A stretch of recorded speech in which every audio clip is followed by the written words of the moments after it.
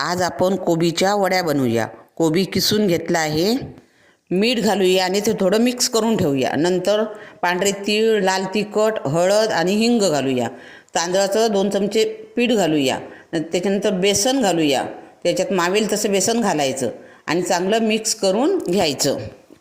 आता कांदा, हिरवी मिरची बारीक चिरून आणि कोथिंबीर घालायची आणि मस्तपैकी मळून घ्यायचं पीठ सगळं। 1 चमचा तेल घालून मळून त्याचे मी असे 4 गोळे बनवले आहेत। इडलीच्या भांड्याला मी तेल लावून घेतले आहे आणि हे गोळे सगळे मी या भांड्यामध्ये ठेवून घेते।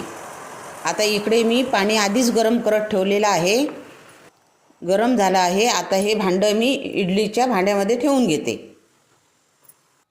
अशा प्रकारे। हे बघा, आणि 15 ते 20 मिनिटं मध्यम गॅसवरती मी वाफ काढून घेते आणि वरती वजन ठेवलं आहे का वाफ बाहेर जाऊ नये म्हणून। आता 15 ते 20 मिनिटं झाली आहेत। हे बघा, चांगले आता उकाडले आहेत। मी आता हे गार करत ठेवणार आहे आणि गार झाल्यावरती मी अशी कापं करून घेतली आहेत आणि आपण मासे तळतो त्याच पद्धतीत मी हे सगळी कापं कुरकुरीत होईपर्यंत भाजून घेणार आहे। रोज रोज आपल्याला भाजी खाऊन कंटाळा येतो, कोबीची भाजी कोण खायलाच बघत नाही।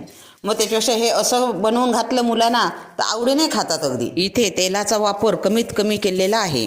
इथे सुरमईचे तुकडेच वाटत आहेत। हे आता तव्याच्या वरच्या बाजूला कडेला काढून घ्यायचं, म्हणजे तेल सगळं नितळून जातं। आता मी दुसरी कापं आतमध्ये घालून घेते। तुम्ही अशा प्रकारे कोबीची कापं करून बघा। आवडल्यास नक्की चॅनलला सबस्क्राईब करा, व्हिडिओला लाईक करा आणि शेअर करा। कापं भाजून झालेली आहेत, ती मी आता काढून घेते बघा। आणि मध्ये कापं आहेत ती नंतर मग ती भाजल्याच्या नंतर परत कडेला लावून घ्यायची। ही बघ किती सुंदर दिसत आहेत कापं बघा। इथे कोबीमध्ये पीठ घालून मळताना पाण्याचा वापर अजिबात केलेला नाही।